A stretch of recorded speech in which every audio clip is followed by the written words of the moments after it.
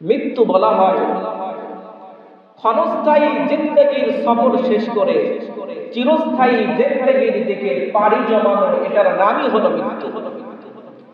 এই দুনিয়া ক্ষণস্থায়ী, ক্ষণস্থায়ী জিন্দেগিতে কেউ কোনোদিন থাকে না, আর চিরস্থায়ী জিন্দেগি থেকে কেউ কোনোদিন আর ফিরে না।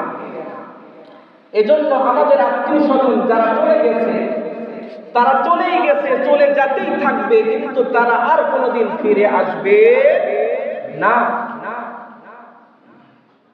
মৃত্যু বলা হয়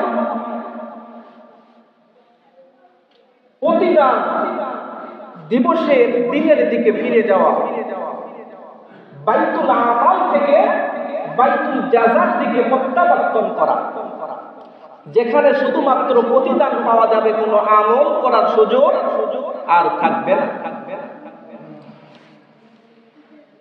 আল্লাহ বলেন পৃথিবীর মধ্যে যা কিছু আছে সব এক সময় ধ্বংস হয়ে যাবে।